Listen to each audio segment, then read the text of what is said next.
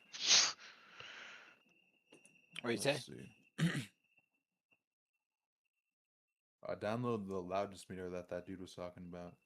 Is it fire? And I don't know yet. I'm trying to see if it's like its own separate. Oh no, it just goes in as a. All right. Let me see. Let's put this shit on the master Let me and see what we got Let going me on. see. Okay, bro. I'll let you see. Let me see the loudness Nah, meter. we're not. Bro wants to Can we? see, bro.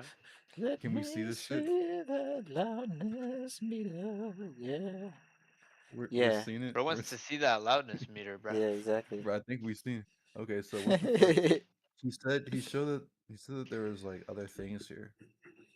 Oh, you gotta pay for these, bro. You gotta get the pro version now Damn, the to pro see version how. for the useful part of it.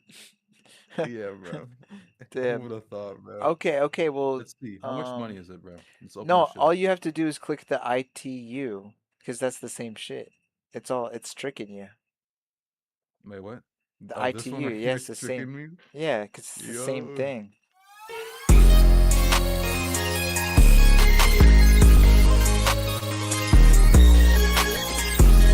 Holy shit, dude! -7. This is loud. Yeah. So what does this mean that I need to do? I Chill? think your noise floor is probably too loud. So like, if you want to pull back the output gain, or Okay, maybe okay. Yeah, let's try some shit. Let's see what this does. What's this?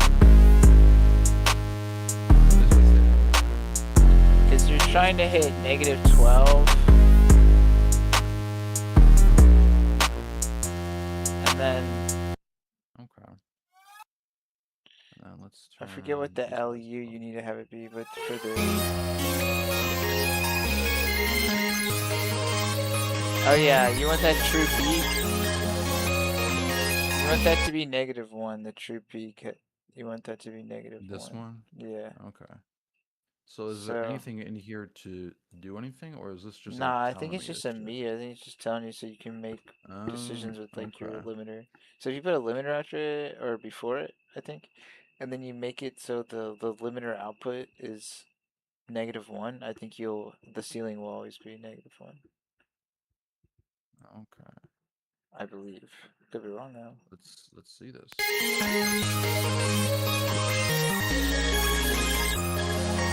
Seem right. Yeah. Somehow we're off by 0.1 dB. Oh yeah, but now look at your LUFs. Now your LUFs are almost at -12. Yeah, let's see this again. Yeah. This was an off.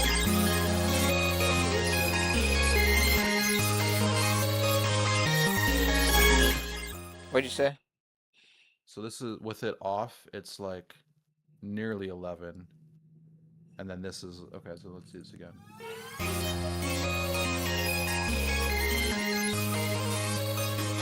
Yeah, okay, so it keeps it. It's pretty good though. I mean, this is. No, it's like the same. Yeah, it is This pretty is good. though. This is like right.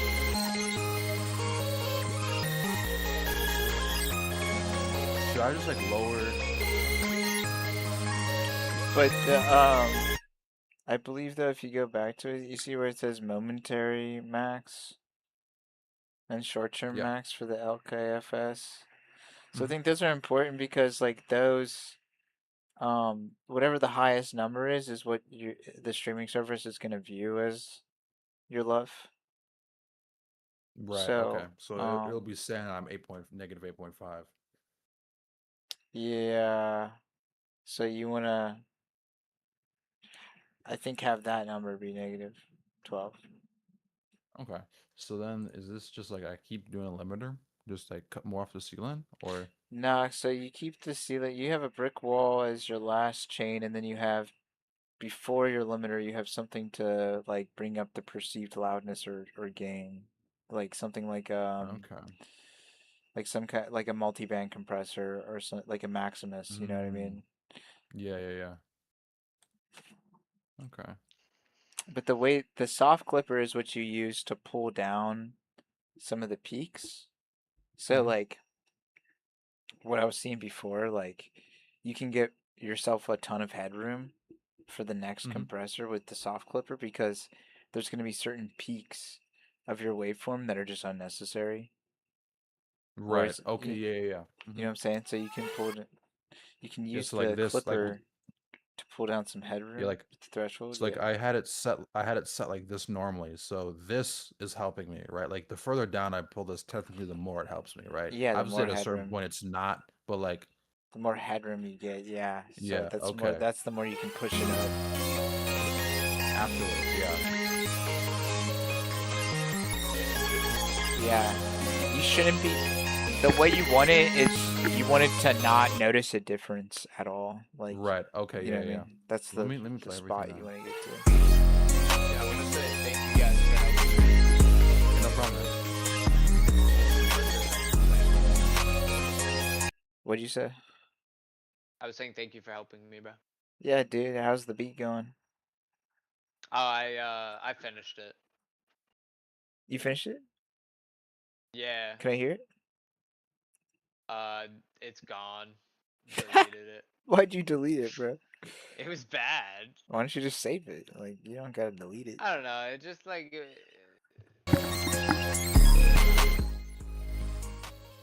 I wish I had a mic so I could rap. 'Cause that's what I would rather do, but it's just easier for me. Go get a SM57, bro. No, I have a mic. I don't have an XLR cable. Oh, bro, easier, even easier. Just go. It's like fucking $30 or 15. Like, I know I do gotta let it I got like I'll be 50 of honest. them. Outside of, yeah, that's a lot of them, bro. I got one, bro. If this shit gets cooked, I'm done. XLR cable, bro. Those are the easiest Yeah. part to I don't know if replace. my teammate is even with us, True. bro.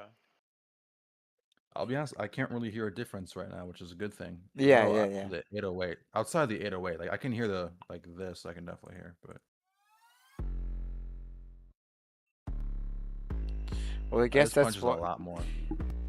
that's why you want the dynamic range, I guess, is because you can then, maintain your bass. Yeah.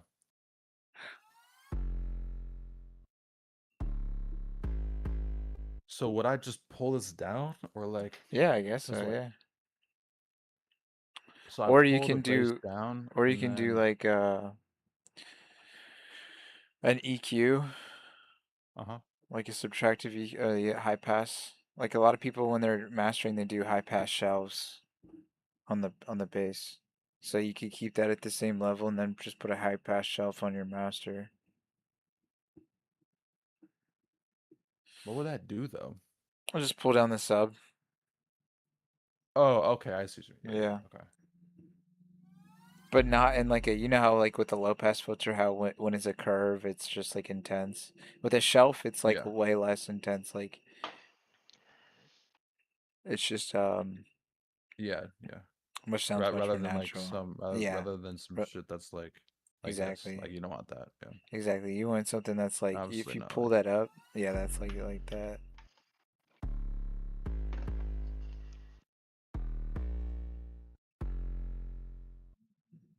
Would you take more off or like something like this? So if you look at the EQ, you see how there's so much more frequency down there visually. Yeah. So like yeah, so it's like your brain isn't as good at like registering all that frequency, so that's why there's so much more of it there. So you can take out some more, you know what I mean, if you want to. Because what you Okay. can do with the multiband compressor after this is you can pull it back up. You know what I mean? Yeah. But you can just So compress it. would I put that before? No, I put that after the clipper, After the right? clipper, yeah, you put them. Before the limiter. Yeah, exactly, before the limiter. We'll turn this guy off.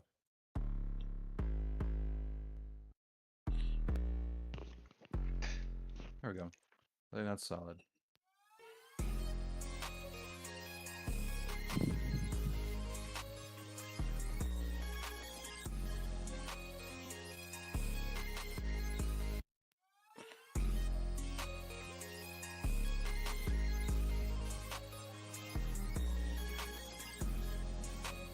Yeah, and then I would And then probably pull up some of that sub in the multiband probably. can I see this thing? Okay. 300. Where's the 808 even hitting, bro? Okay, well now we can't hear it, but that's chill. Yeah. We just gotta be able to see it. 300. Oh, 300 is like right here, bro. Yeah, that all 300 was that way shit's lower. I happening at could. like 50. Maybe just use Yeah. a Maximus. I'll try Maximus. Do you got any sauce? Any presets sauce in Maximus, or do Just you go to just your like low whatever? and yank that bitch up in the onto the left. Pre or post? Nah, I usually just use the visual side, like to the you see to the top that Oh, square. this. Yeah, Yeah. you can just pull What part? to the left that the furthermost dot, not that one, This one? not that one, the one in the middle right there, Oh, here. the middle one, the one in the middle, like the diagonal in between the lines. Yeah, Oh, yeah, here. pull that one up. Like Yeah, way up, or like like. you can pull way up so you can hear what it sounds like, but yeah, and then you just go to the mid, do that again.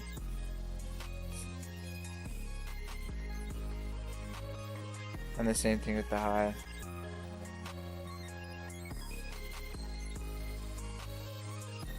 And then you can fuck with your input gain to where it's not compressing as much. Right. But I guess it's just the whole, it doesn't have to be Maximus, but that's just like the whole site, like the idea is that you're like controlling the compression with the sub and with the mid and with the high separately. I see. You know what I mean? Yeah. So yeah, I acknowledge that it doesn't sound very good with this Maximus, but the logic makes sense. Let me just try using this guy. Yeah, that's probably better. What? Let's go like 4 for now. Ratio. I don't know. 4. Threshold. I have no idea these numbers for anything besides vocals, so I'm just like guessing. I'm pretty sure the ratio, I mean, it really depends on the sound that you want.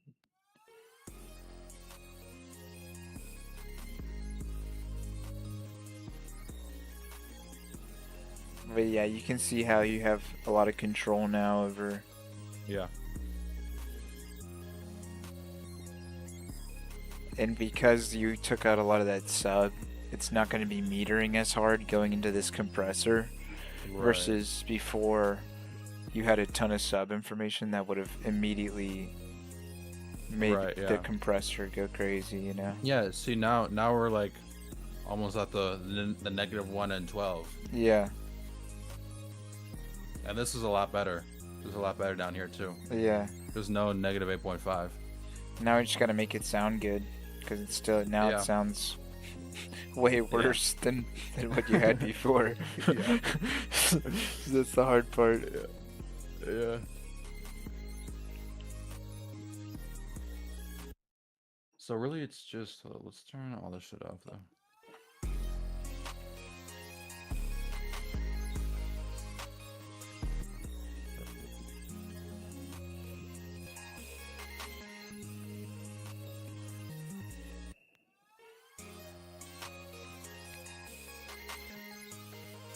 This is about the same though.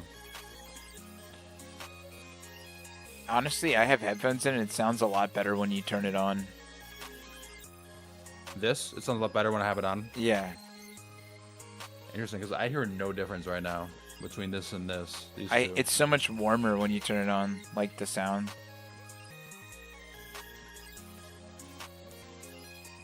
Yeah, it's crazy.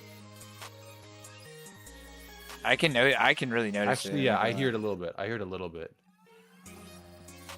I have it hella loud in my headphones though, so that's probably it too.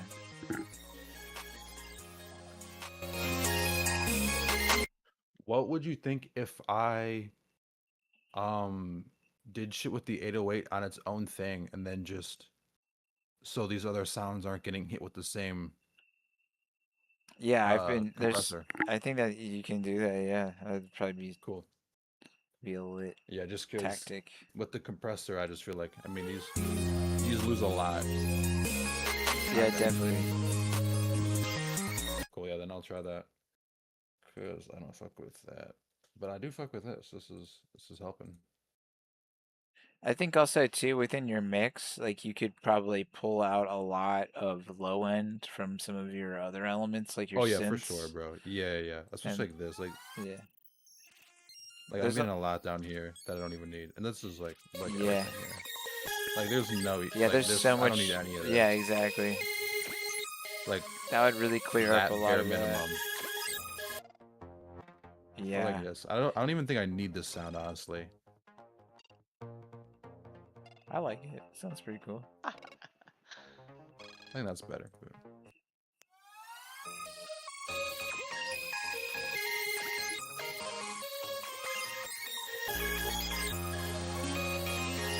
Oh yeah, immediately. Sounds Yeah. significantly better. Yeah, it does. Oh shit, yeah.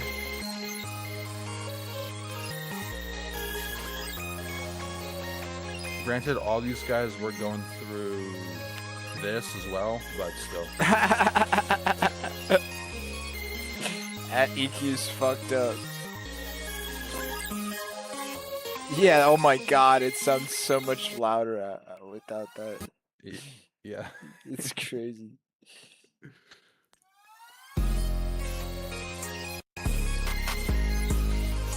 Wait, why does it sound really good? I think it's because it's been mixed now. Yeah. I It was sounds like, super I know mixing- cohesive. It's Thank you definitely. guys for all of your help. I hope you have a great night. Oh yeah, You bro. too, You bro. too, bro. See you later, bro. See you later. Tell Jake to hop back in here. I know it probably will, honestly. Yeah. But Later, you gang. guys have a good night, though. Later, dude. See you, bro. Yeah, that's a lot better. I'm just trying to strip the 808. What is this? What is 17? Nothing. Very cool. Just make sure. Yeah, nothing. All right. Yeah, and then have you No, added these are any? the vocals. This is the vocal Have you sound. added any saturation on your master? Nah. Gotta add that now. That's the.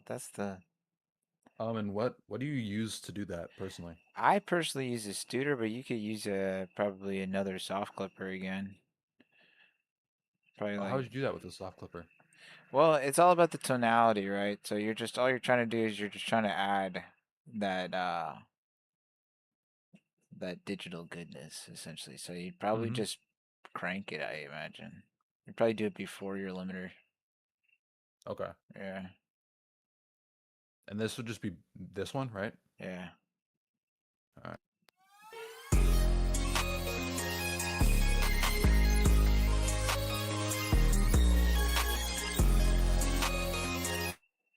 Honestly, do you have any kind of tape emulator?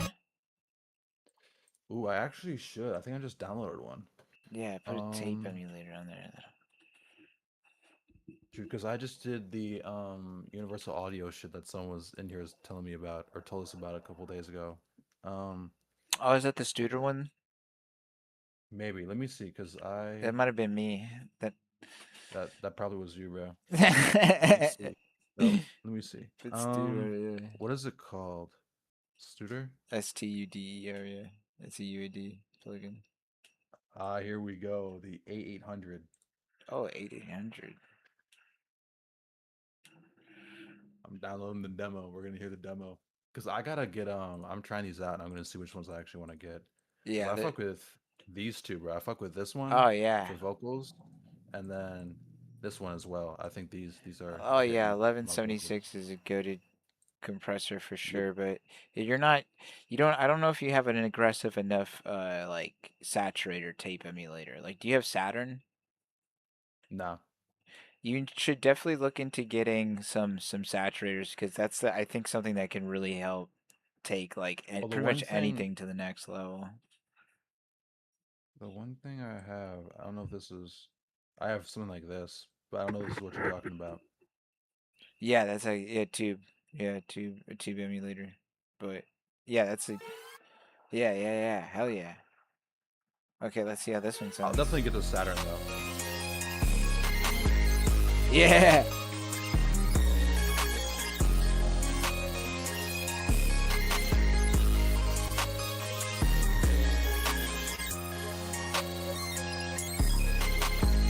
So you see how it's like adding Yeah. some like distortion Yeah, and, almost to it. and again, I wanna. This is a thing where I feel like I just put that on here, at least personally.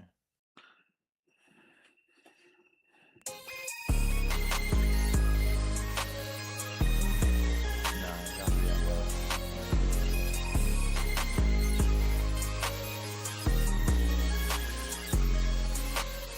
Nah.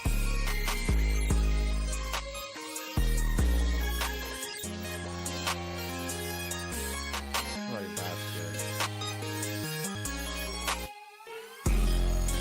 Yeah. I already got it on a bit on the 808, but more trucks.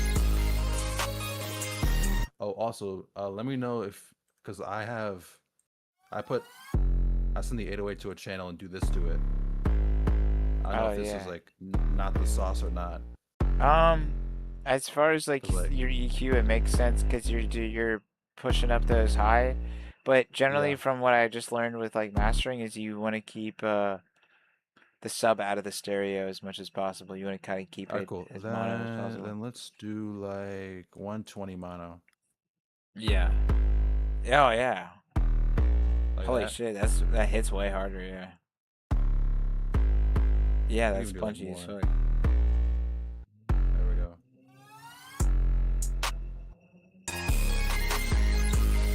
Wow. Yeah. Yeah, Now I this can is goated, bro. now I can actually feel the. Now I You can can actually. feel it? That's good. Yeah. Yeah. Wow. That's great. Yeah, you gotta. This is like the free FL shit. You gotta try this if you don't. Even like on melodies, I do this. I didn't realize it Spreader. helps that much. Just because my headphones are like, I mean, I have decent headphones, but Dude, I'm what literally are you using Turtle. listening? I'm literally using Turtle Beaches right now. I'm not even using my nice headphones. Yeah, that's Yeah, funny. I don't know that much about sound. I guess. I mean, I fuck with how wide it gets, but if you think if it's better, then Well, it with depends like on the frequency you're using, right? So it's like the low frequencies when they're wide, they're gonna have I think more issues with like bigger systems, like if you're playing it in like a stadium, okay, right? yeah. Versus when you have it kind of mono down towards like the 50 hertz region, it's a lot more, I Hmm. think, like clear as far Yeah. as um I think there's just phase issues that happens a lot more Right. consistently Okay. Yeah. Yeah. because the waveforms are bigger. There's like more opportunity Right. for. Yeah. And they're a lot longer in comparison if they're Exactly, lower. yeah. So if you have two So they get signals, yeah. then Right. Yeah. you're I dealing feel you. with all that Yeah. variation shit. Rather than if there's so much higher and shorter, Right. there's less time for them to do anything. Or So it's more yeah, chill. or your I brain think. to perceive it. Yeah. Yeah. Both Yeah, probably. exactly. Let me try. Let me do send both these guys to this instead. 808 send. And then it was this guy. And then Yeah, and what I else also did you say? well, I You also in the have this 808? is kind of the forbidden technique, but I did see, which you might find interesting. I saw somebody sidechain their master to their 808 at exclusively the Ooh. sub region, so that when the sub hits, the rest of the sub in the track ducks out, so that your bass like really cuts through with now needing a lot of That's headroom. interesting. Yeah. That may be some advanced technique, but I thought that Yeah. was pretty cool. Now that's definitely something that could be done. I might try that on something. I don't know about this, but yeah, that's definitely to practice with. Do they do it like they don't do it? No, they do it through like they put it on like they have a mixer I with think everything on, and then I think with the multiband, I think they put a multiband compressor on the master, and then they use the side chain on the master to sidechain it okay, to yeah, the yeah, yeah, 808, so that when the 808, yeah, okay, specifically in that frequency region though, because if they were to make it duck on the whole thing, then the whole track would duck frequency yeah, wise. But I think they only do it on like 50 hertz, 60 hertz, yeah.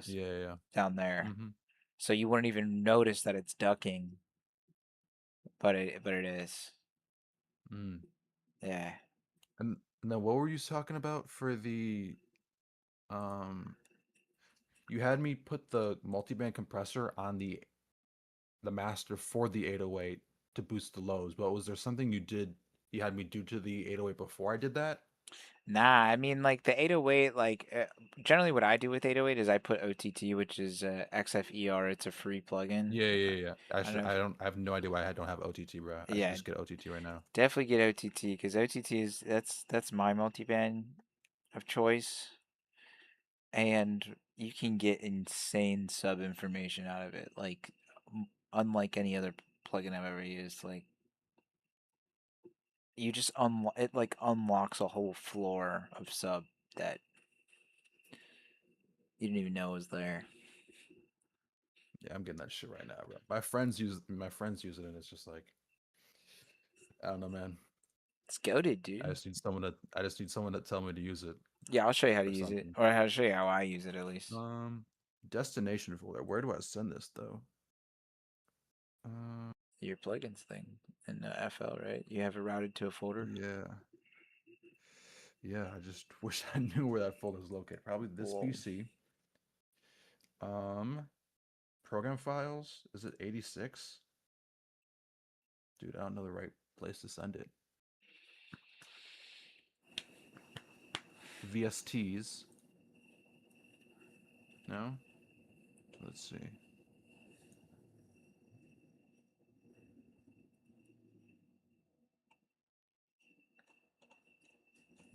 I don't know if it's the right place.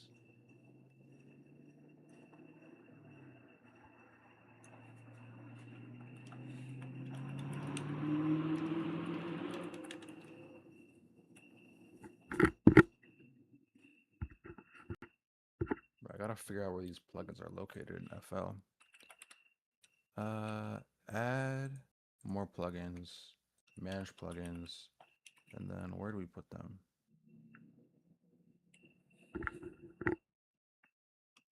Here we go. Program files. Okay. Common files. VST. Yeah, I'm trying to find the VST folder, you know what I mean? I don't know where that's located at. Program files. VST plugins? No, VST.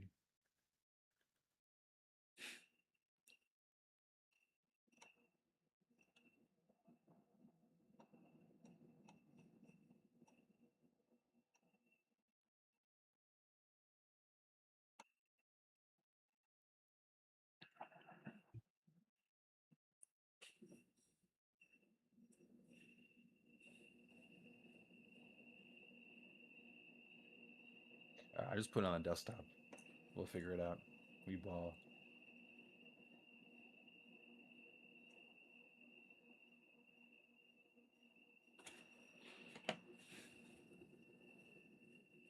There we go.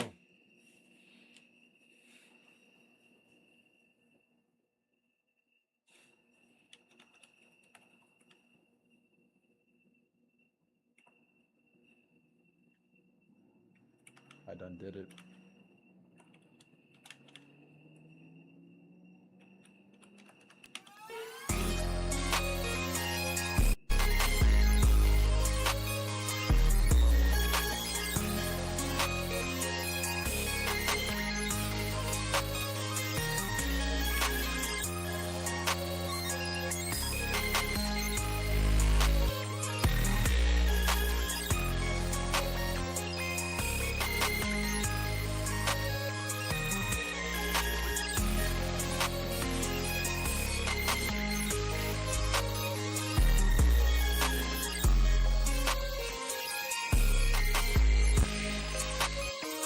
Alright, yeah, so here's how you use this shit.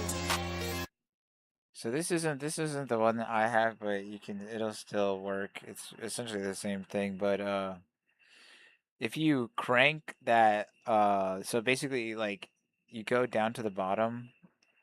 You start with your three bands here, so you have your L, your M, and Yeah. your H right here. And so go to the middle. So you have that knob, right? And then you have the middle knob. It doesn't look like a knob, but that black part is like a thing you can move. So if you pull that bottom one all the way up, yeah, pull it all the way up and then crank that knob all the way up. And then take that downwards compression and put it at about like 10 p.m. Like this? Like 10, like 8, 9 p.m. Like on a clock. Oh, 10 p.m. Yeah, like 10 p.m. Like. Okay, yeah, 10 p.m. Yeah, like here. Yeah. Like yeah, like that's good right there. Now hit play.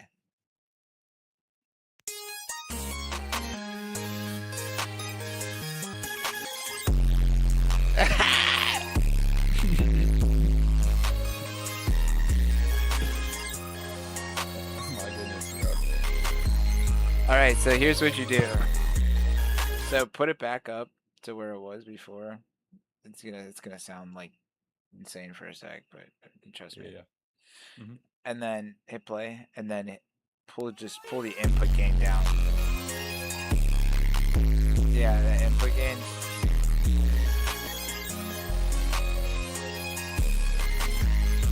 All right, now keep it there. Now pull that middle one. Pull that middle one up, not that one. That one. Pull that up. Keep going.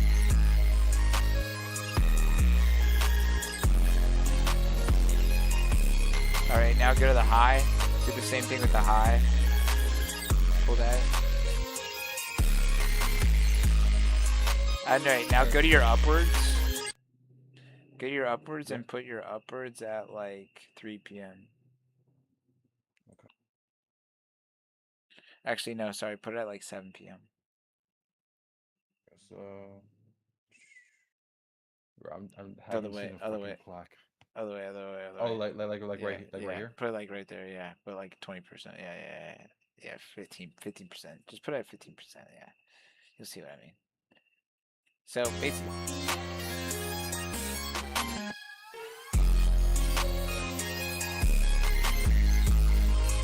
All right, now. You mess with your input gain, like turn your input gain up and then pull your output gain down. Basically the way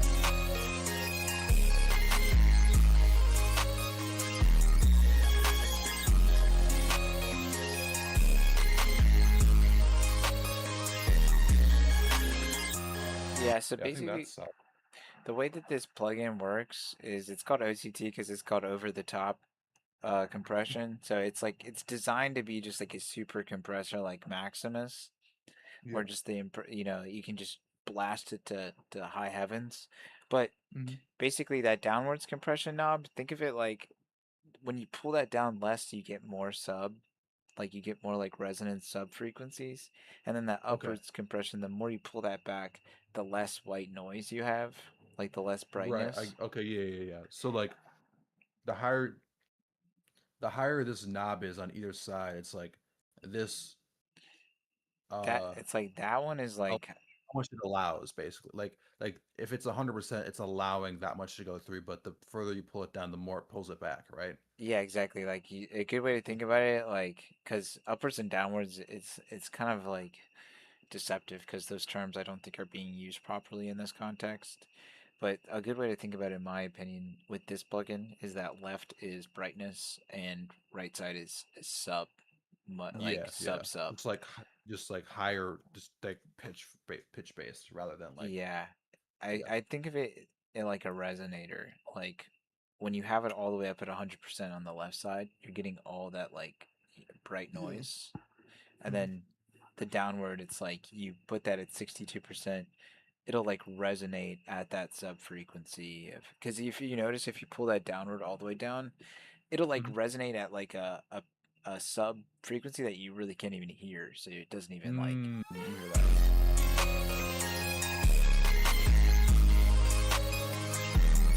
You see what I'm saying? Yeah.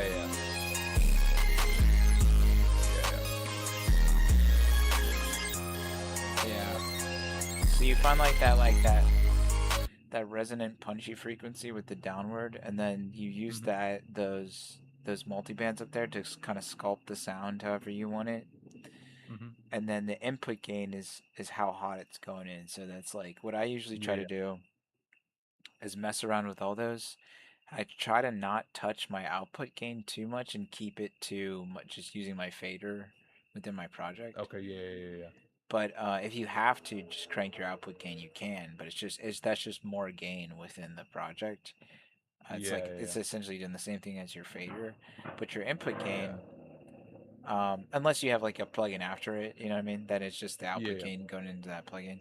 But your input gain, that's going to be really the thing that is the make or break with this, because you can make OTT sound good in pretty much any context. All it comes down to is that input gain, because that's initially, if you have it at 0, it's so hot going into that compressor. Because it's just OTT, it's over the top compression. It's like that's how it's designed. But if you pull it back, you're already 0 dB. yeah, if you pull it back though, it sounds amazing. It sounds like a really good compressor. I love it.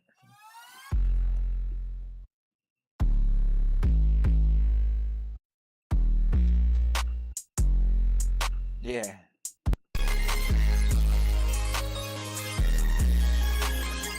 You can even put it on your master.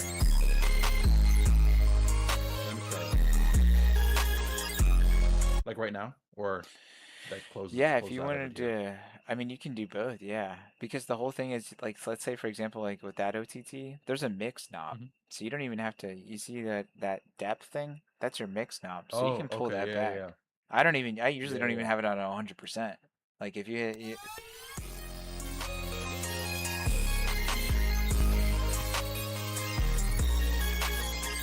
but if you just fuck with all the things I was talking about before, like if you move all those around. Yeah, exactly. And you can even put a little more noise with the upwards. But I would hit play and do all this instead of doing it inside,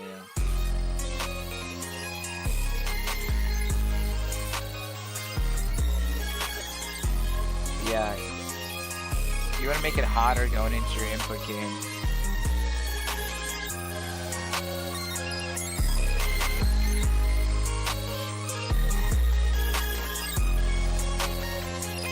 And you want to put it before your limiter. So yeah. Probably before your saturation, honestly.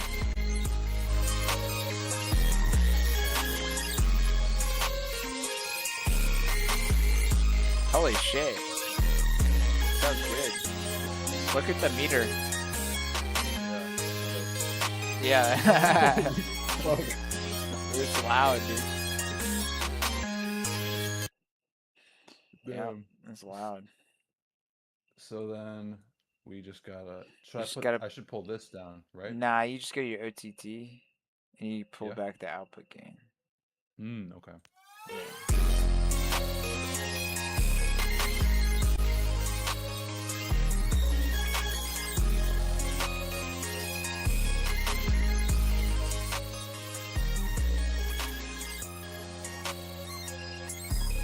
Still so loud. Yeah. It's because what it's doing is it's over compressing super high frequencies that you can't hear right now, and it's probably, or with the sub, and it's probably causing those LFs to be higher than you can actually perceive. So that's like the issue with over compressing in your mastering, is you're actually increasing the dynamic range apparently, because let's say you have a kick and the sample already is like peaking. The more compression you put on it, you're actually reducing like the tail off of your release with the way it's compressing. So you're making it actually quieter. So there's like a whole push and pull of where even though all of it's metering as really hot, it actually sounds quieter than what you had before. Right. You know what I mean? Yeah. It's fucking weird, but it's just because it's going off of instantaneous like frequency if it passes a certain threshold. So I'd probably fuck around with the OTT, but you don't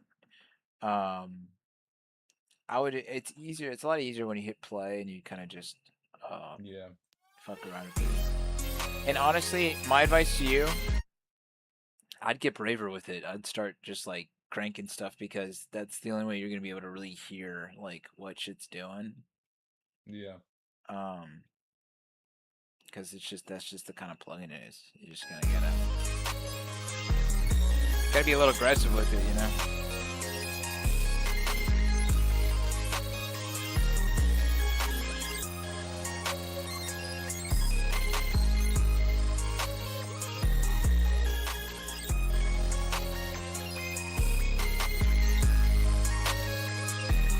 It sounds very glued together though. It sounds good. Like it sounds really good glued together, and that Yeah, I can saturator. definitely tell the Saturator difference sounds too. really nice.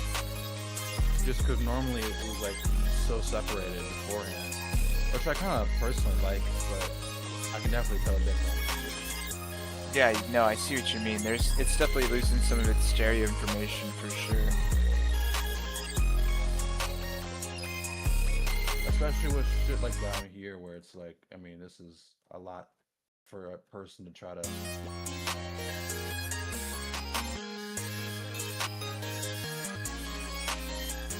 But that top end sounds really good though. I think the only thing you're missing is you're losing some of your sub with some of that OTT. Not on that.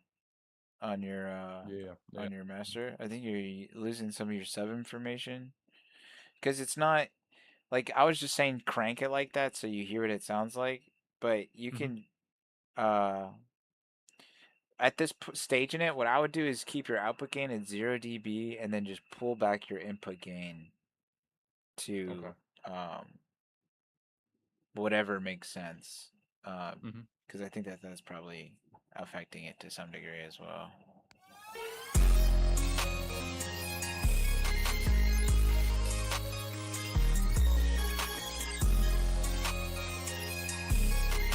Yeah, this is pretty close to being good. Definitely.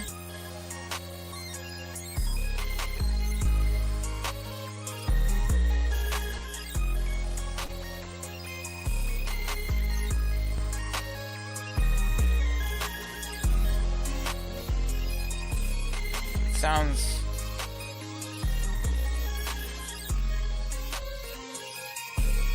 try turning the the OTT on the 808 again. Yeah. Should I turn that on?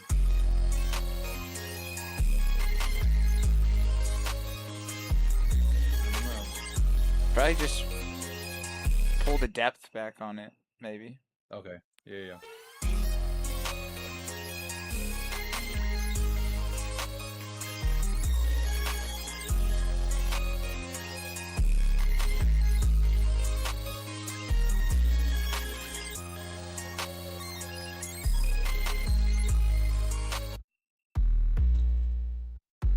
I think we're losing too much of the sound.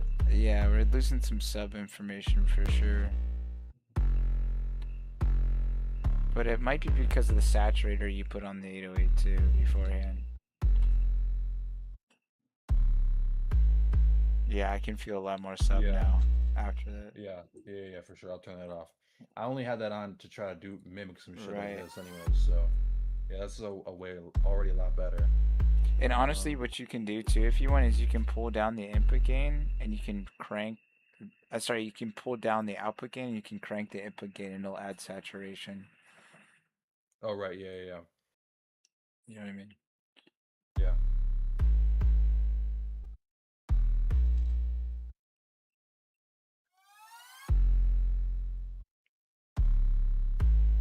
Yeah. Yeah, Definitely like right resonates there. better, yeah. Even lower, honestly. No, that's too low. But like right here, I'm feeling it. Like 31.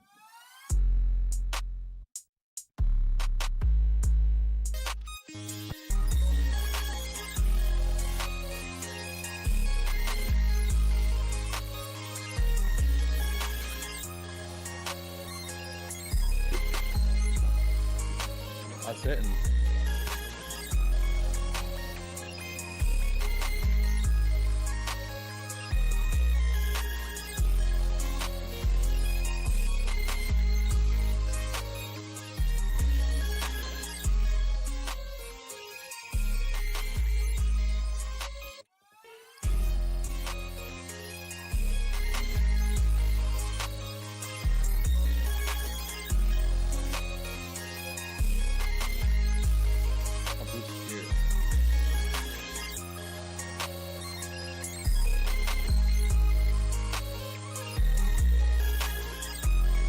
Yeah, the sub information on that 808 is nice.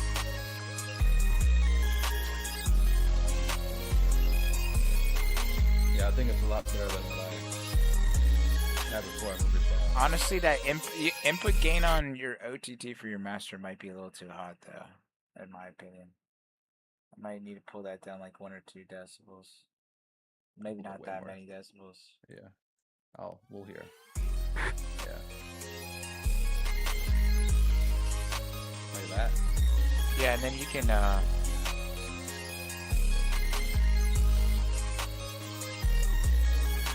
that's solid.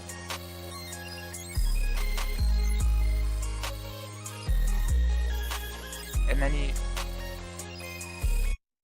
this just has like dynamic range. Maybe there's probably ways where you can make the top end louder by giving some headroom with the sub, but if this for this style, if you were to turn up this mix, I think it would sound really good, like just on speakers. You know what I mean? So Yeah. that's I feel like the tricky part about mastering is you want to have the dynamic range, but you also want to make the thing loud.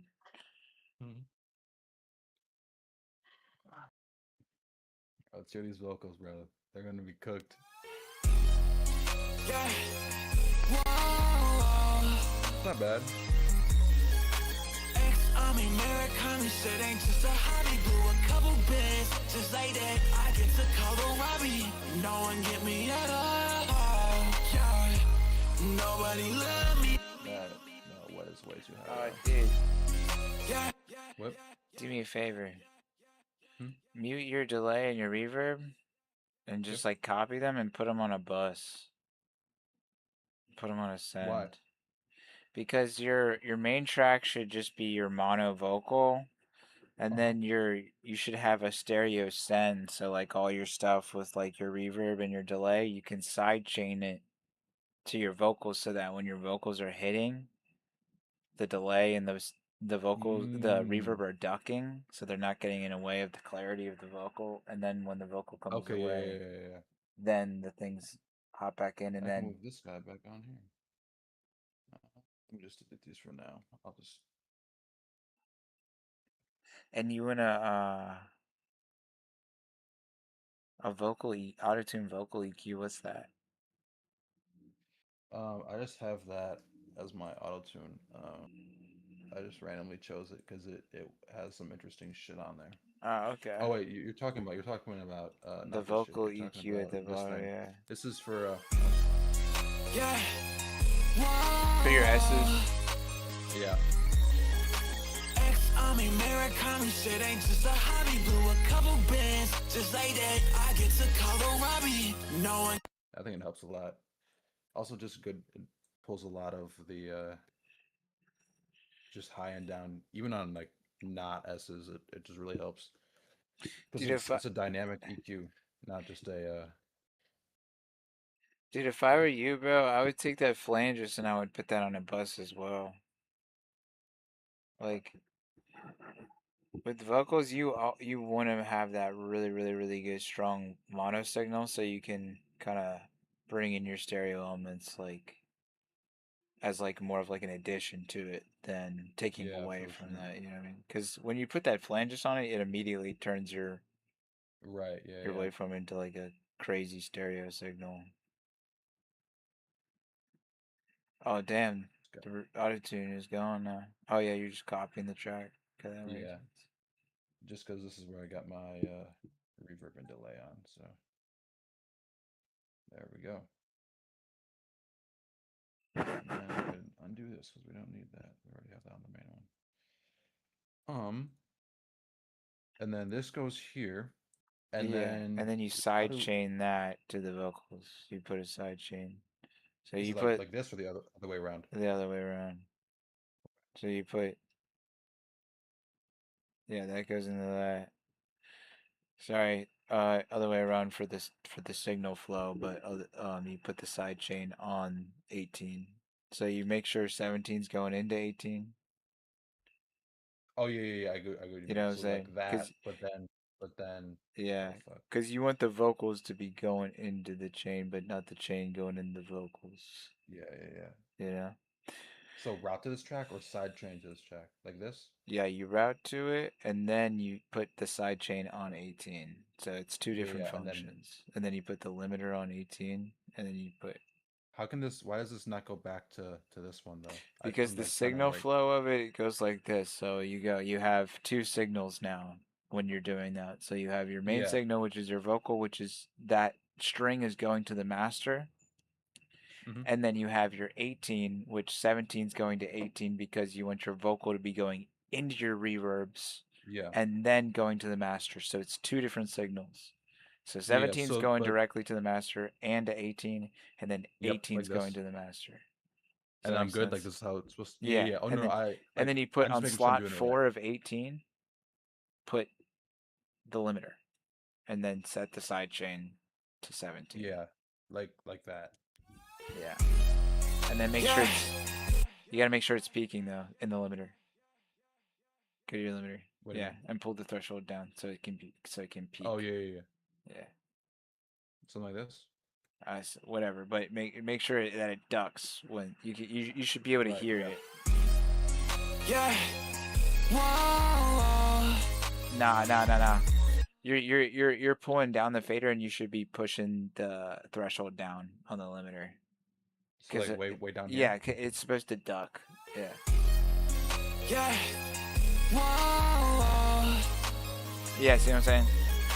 Ex-Army American. Here, Not can you? really. Is there a way to solo it? The solo the track. That Yeah. 18. Not the vocals. 18. Oh yeah. Solo 18, Like not that? 17. You're soloing 17, Yeah. 19. You gotta solo just 18. You know what I'm saying? Yeah. Because you want to hear the limiter. You want to hear it limiting. So is there a way to like you can? Let me. Would this work technically? Yeah. Whoa. Ex-Army American said ain't just a hobby, blew a couple Okay, and then just like that. your attack and your release are going to be the biggest things with this because that's going to be how fast the reverb's coming back after you're side chaining it. Okay. You know what I'm saying? So you wanna fuck with because the attack is how fast it's compressing it, so that's how fast it's gonna duck it. So if you make that super fast, like down, Yeah.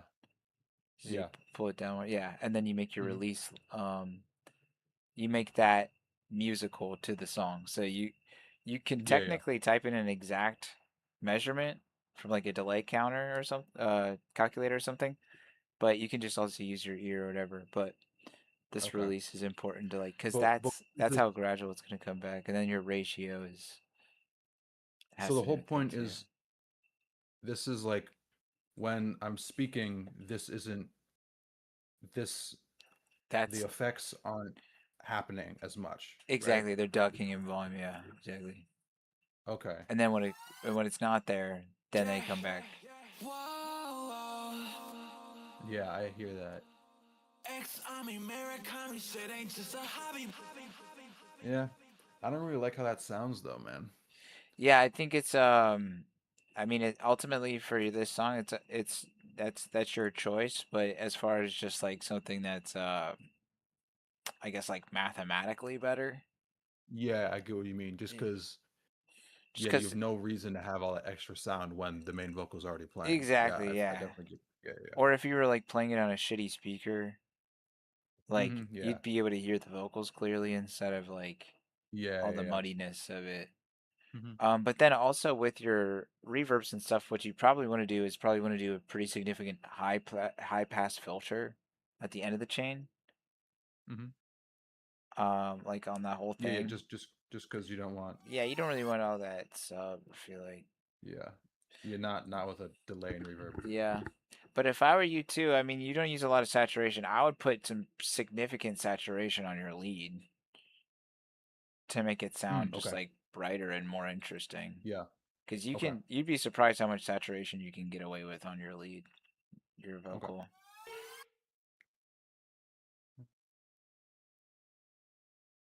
Let's leave that guy off for now.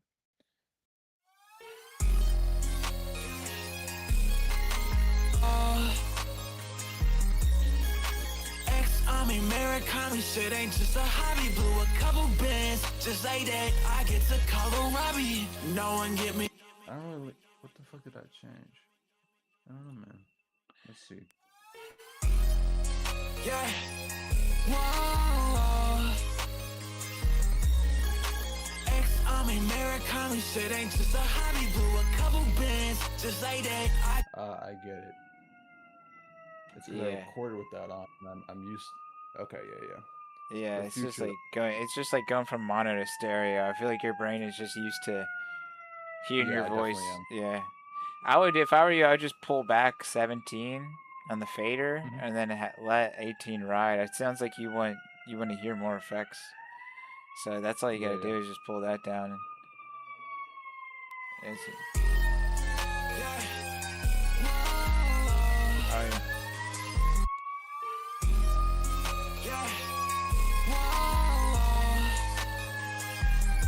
Ex-army, American, shit ain't just a hobby. Blew a couple bands, just like that. I get to call her Robbie. No one get me at all.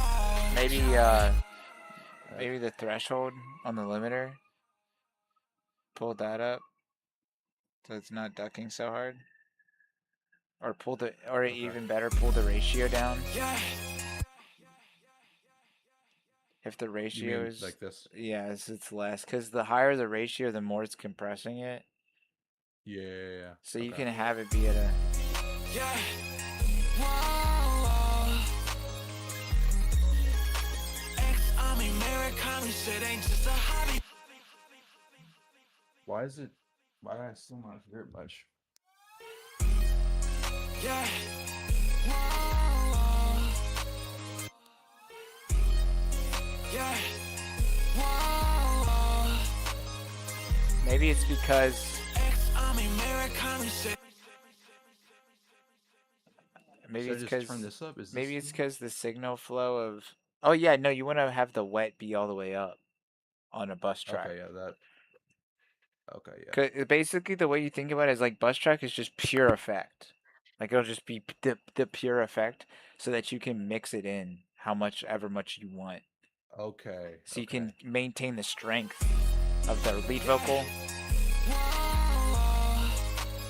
Right, because the main is Dry. already doing its own thing. Yeah, Exactly, it's yeah. being sent dry, but It's getting then sent dry to the wet, yeah. And then you want the wet to be right, but then completely wet.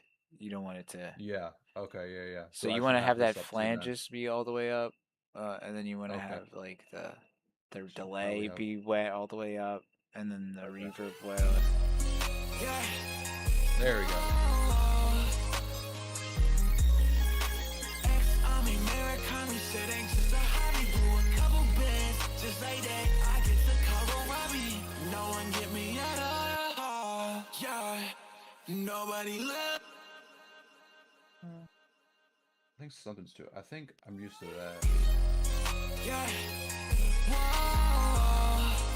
Yeah, it's way better. Nice. Ex-army, American, shit ain't just a hobby. Blew a couple bands, just like that. And then we can do. Yeah. As long as it's just peaking it, that's what's going to cause that reaction to happen. And you can have the ratio be light, so it's not too intense. But you can set the threshold to whatever you want. Cool. Yeah.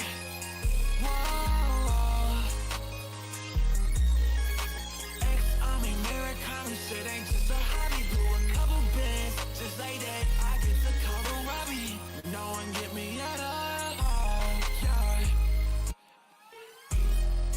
Yeah. Ex-army, American, shit ain't just a hobby. Blew a couple bands, just like that. I get to call her Robbie. No one get me at all. That's chill. I fuck with that. Sounds good. I like it. Thank you, bro. Yeah.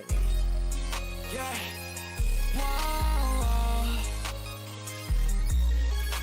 Ex-army, American, shit ain't just a hobby. Blew a couple bands, just like that. I get to call her Robbie. No one get me at all. Yeah. See, my only thing is now it's like audibly quieter. That's the one issue I have. Like the mix, the entire master. Yeah, like when I'm. Yeah. Like like yeah, like sure it's closer to the number we're looking for, but Yeah. I just want it to be louder when I listen to it. Like, and obviously I could just turn my shit up, but like I want it. Yeah. No, and I think that's the issue, right? Is because it's like you're trying to do is you're trying to combat against making something that's for streaming services versus making something that sounds good to you. Mm-hmm. And what you're battling against is you want more low end, but you also want more high end at the same time. But only one of those can really win when it comes to the lefts, right? Because it's like Mm-hmm. if you get the bass you want, then you're not going to get that mid range and high end that you want, and then you're not going to get the loudness that you want. But if you get the loudness that you want, then you're not going to get that sub that you want as well. So Yeah. it's kind of like Mm-hmm. a Or if balancing act between the two because ultimately you could do whatever you want to make it sound like that master that you want, but then Spotify is just going to pull it down. yeah, Yeah. exactly.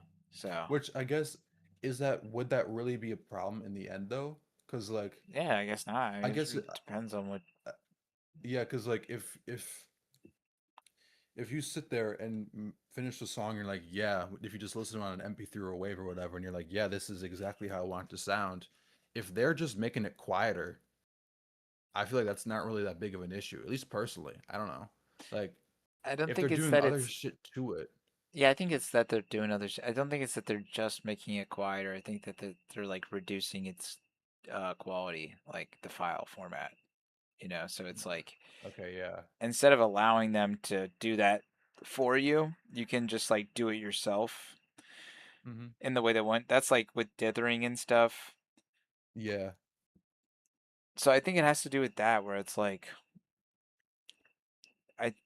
yes, on one hand it is them just making it quieter, but I think it's also the fact that they're reducing the quality of everything and adding noise information and things like that. Mm-hmm.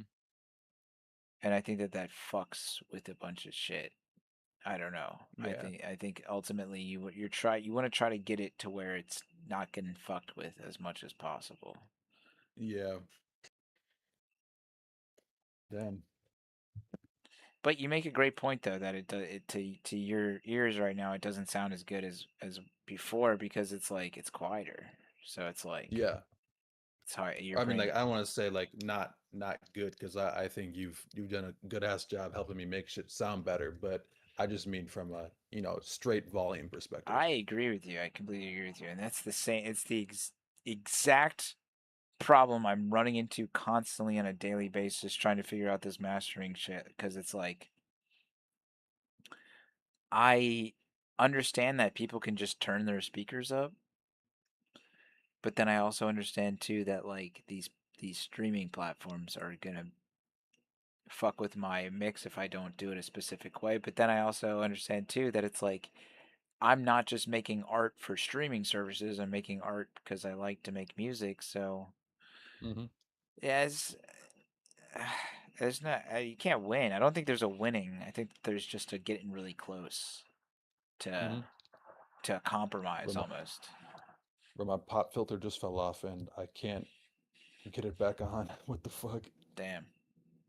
Now your mic's gonna explode every time you say P. Platypus. Yeah. It's gonna explode. It literally won't go. Why would it scroll? Or not scroll, twist.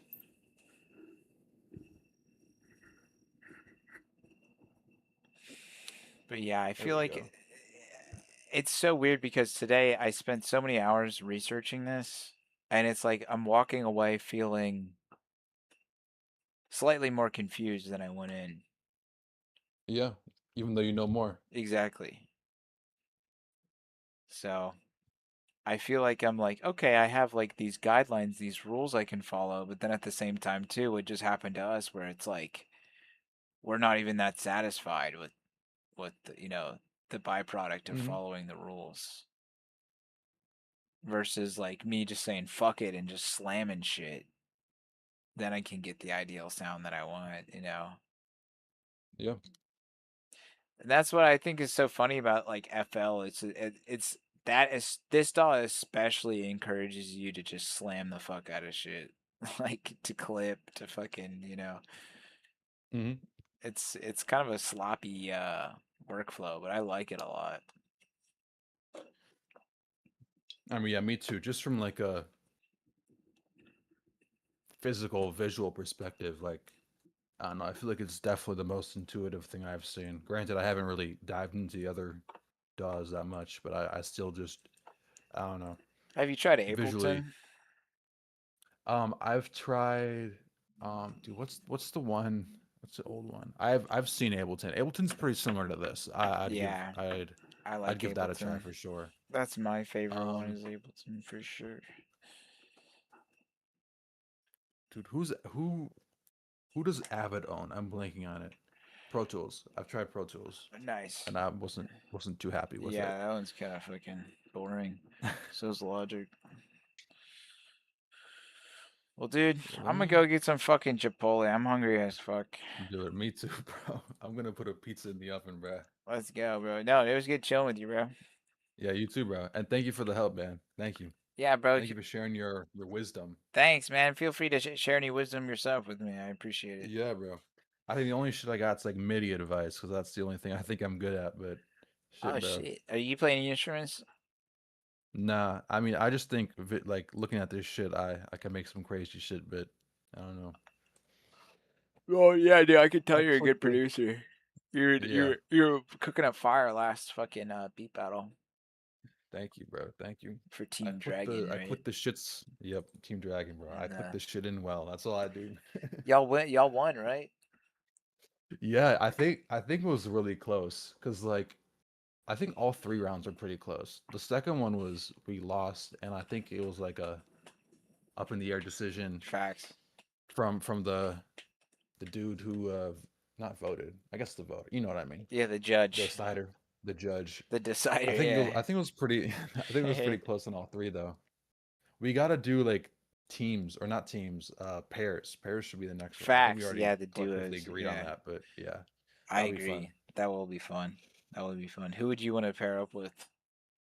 Bro, I don't know. I don't know enough people here to like say who I want to pair up with. There's some really good producers in the Um, server. I'm not gonna lie. I've been seeing that, bro. I've been seeing that.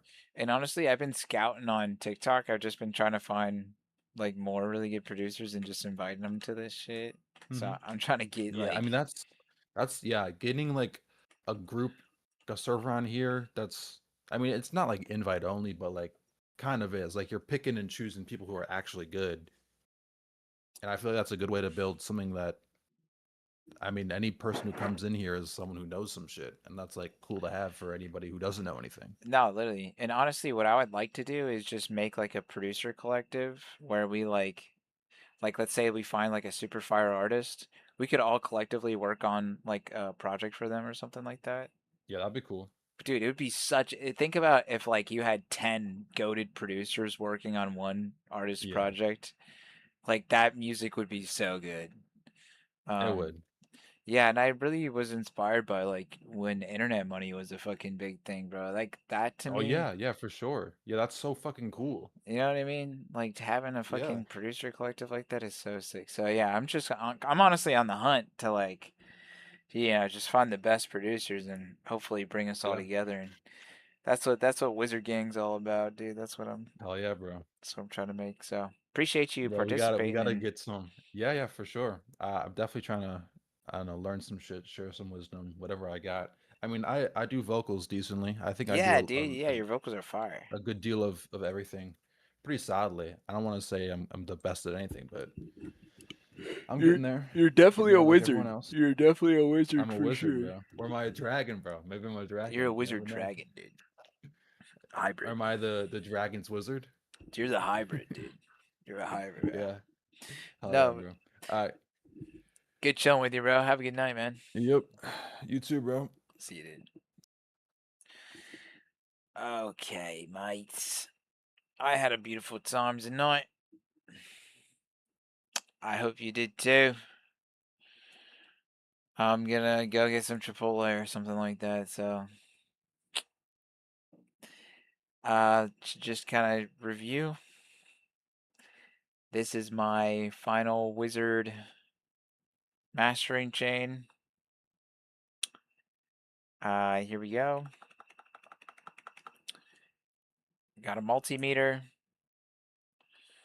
to track headroom, phase, things like that. Then we have Pro Q3, where we should probably do some type of high pass filter shelf. Then going into a soft clipper where we reduce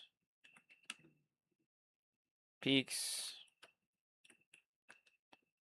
And then OTT or some type of multiband compressor. Then into some type of tape emulator, saturator, exciter, whatever.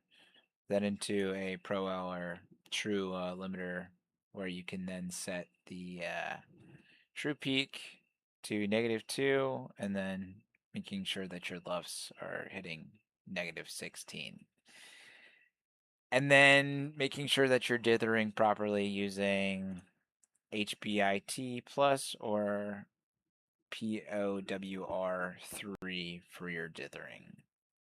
And that is from my research of 5 hours today, or it's been more than 5 hours. Holy shit, it's been like fucking 6 hours. This is what I have found. So, hope you guys had a good day. Love you. Bye.